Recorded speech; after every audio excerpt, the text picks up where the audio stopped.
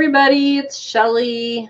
I get rid of a bunch of my tabs across the top. I really need to change my internet provider so I have better internet. So today I was just going to talk about that you are capable of doing and being who and what you want.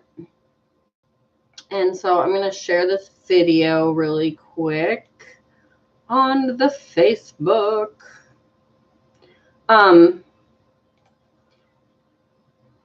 So my point to this video is I have started writing down just like ideas of what I would do if I wrote a book. And I wrote down some of the takeaways that my audience or my readers would be getting from a book or a workshop. So I was just going to go through all of these things and basically just put my ideas onto video. And so the first takeaway that my audience or readers would get from my information is that they are capable of doing and being what they want. And so what does that mean? Like, you know, people that feel stuck or trapped in their life and, you know, they're like, I'm not capable, I don't have the education, or I don't have the time, or I don't have the finances. And the thing is we all have the same amount of time every single day on this planet. Like, the richest people in the world have the same time in a day than the poorest people in the world. And so, you know, I'm putting that in the context of money, but that's where a lot of people get hung up. You know, they want more money because they think it'll bring them happiness. And the truth is, if you are miserable in your life and you get a windfall, you're going to be more miserable. That money's just going to bring you stress and grief. And so if you are already super happy in your life and you get a ton of money, it's just going to make you even more happy in your life. So the idea of you being capable of being who you want to be and doing what you want to do is the proof is in looking at the successful people that are already there doing what you would like to do. You look at them and you think, well, they're lucky, they got it all. But if you saw their backstory and what it took for them to get there, you would be like, oh, wow. So, you know, sometimes it takes years, sometimes it takes decades, sometimes it takes months. It depends on the person. So you just have to become that person that is super successful. And how you do that is you get rid of all the negativity. You get rid of your blocks. You get rid of your limiting beliefs and views on the world. So let's say that you are overweight and you are looking, you sign up for the gym in January or December or whatever, because a lot of people do that. The gyms are crazy in January because everybody's making that New Year's resolution and they're all heading to the gym because they're going to lose weight and do better. So let's say you're one of those people and you go to the gym and you're seeing other people that are like you, that are overweight and trying to, you know, get their act together and get their body better. And then you see those people that are the regulars at the gym that see this influx and outflux of all the people every year, but they are consistent. And you look at them and you're like, I want to be like them. But, you know, look at them. They just make good choices and they're just a different person. They are the same person that they have the same capabilities as you do. They've just taken it to what's important. For some people, fitness and health is like top of the list on their priority. Or some of us, it's like our kids or our job or our house or decorating. Like, it's different for everybody. And it doesn't mean that, I'm not saying that everybody needs to go out there and get fit and trim and eat right. If that's what you want, though, and you're looking at those people and you're saying, I want to be like that, but look at me, you are capable of doing that. So in order to do that, number one, you have to be that person. You have to start being that person. You have to close your eyes several times a day, not while you're driving. I always throw that in there. But you have to close your eyes several times a day and visualize what it's like to be that person. Maybe ask them if you could go buy them a cup of coffee or a cup of tea or whatever they drink, so you can just pick their brain. I was listening to a podcast this morning, and that's one of the things that they said. It was Jim Rohn saying that the greatest thing that you can do is to find someone that is doing what you want to do and buy them dinner or buy them a coffee and sit there for an hour and listen. Don't make excuses. Don't sit there and go, oh, yeah, that'd be great, but I can't afford to buy that food, or I can't afford to get that gym membership.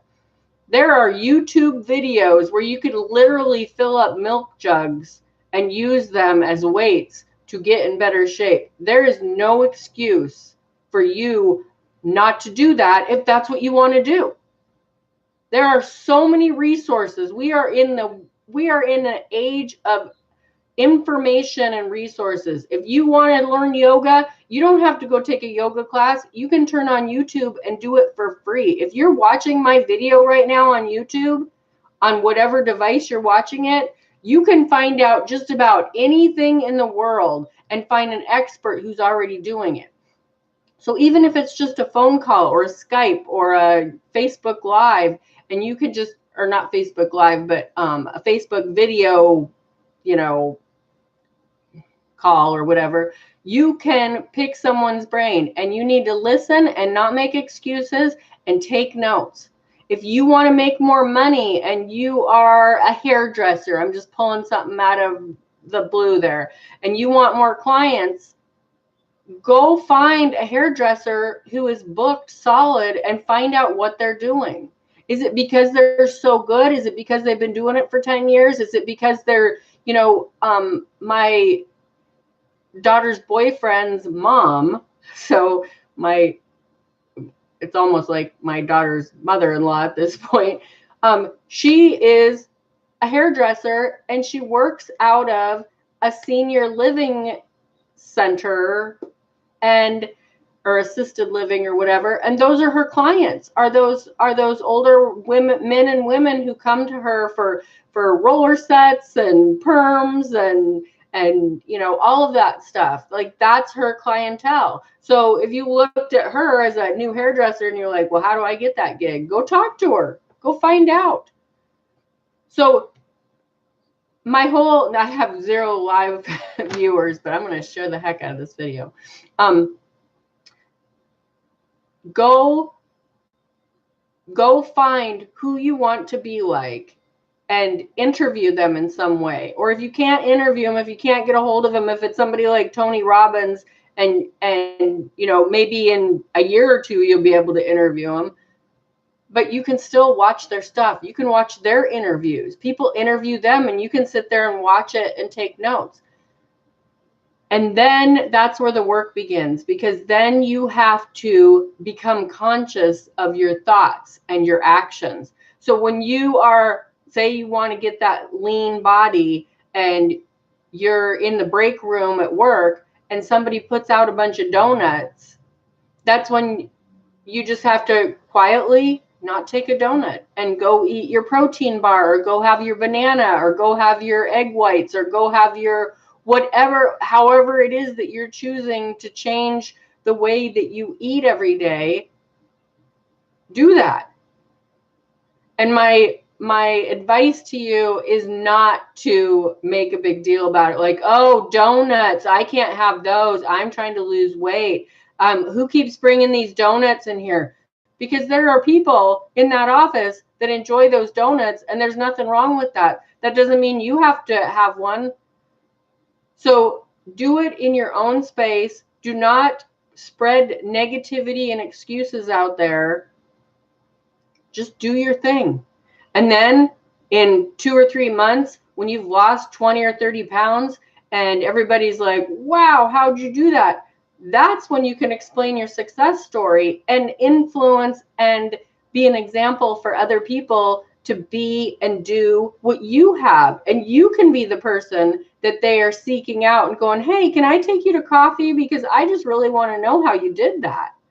And so it's just like, so the real work comes in when you just decide to do it and you become dedicated to it. And every day you visualize what it's like to have that lean, healthy body, what it's like to have that full, abundant bank account, what it's like to have that job that you absolutely love. I mean, that's another whole subject that I can go on is a job. You know, you make excuses why you're not doing what you were really called to do. And it's almost always first and foremost money. Oh, I can't do that because I can't afford it, or I have to keep this job because I need the insurance or the steady paycheck. You know, that job could be gone in a heartbeat. That company could go under and you don't even know it, and tomorrow you don't have a job, and that's not security. The real security is creating your own job and making your own money. And that's just totally my opinion. There are people that have careers out in the workforce and work for companies and enjoy the heck out of it. And I'm not in any way saying that that's the wrong thing to do. I just prefer to have my own business and my own job because I can control it. But if you are in a job that every Monday, my brand or whatever, I would say whatever, my brand is creating happy Mondays. And that's what I'm really about, is you have to get to a place where every Sunday night you're excited because Monday's coming. You might have had a nice weekend with your family, or relaxing weekend with your husband, or gone on a little trip for the weekend or whatever. But come Monday, you're excited to go back to your job because you absolutely love it. And that's how I am. My kids are older now, but Mondays were always like, okay, the weekend's over. Everybody's going back to work and school, and I have my days back to do what I want to do, which has been reselling for the last 20 years. I love reselling. And so that's what I do. And I also coach on the side. That's what this is all about. But I just encourage you, if you want to be something better and more than you are, and you want to be doing something different, find a person who's already made that a reality in their life, and either watch them on YouTube, interview them in real life, imagine what it's like to be them, you know. And if anybody wants to talk to me about any of this, please let me know. I too love Mondays, says Flippin' Hustler. Yeah, Mondays are awesome. I love Mondays. Mondays are great for thrifting because everybody cleans out all their stuff on the weekends, or they have a yard sale on the weekends and then they take all their leftovers to Goodwill. So Mondays and Tuesdays is when all that stuff goes out on the floor and you can get really good stuff. And I go to the Goodwill outlet, which is sold by the pound, and they get some great stuff in there too. I find amazing things in my hunt there every single time I go. So I'm going to leave you guys with that. Have a great day. Be a great person. If you like this video, please subscribe, share, hit the thumbs up, hit the bell after you subscribe, and you'll know when I go live. And I appreciate anybody and everybody that watches this. And have a great Thursday. Bye.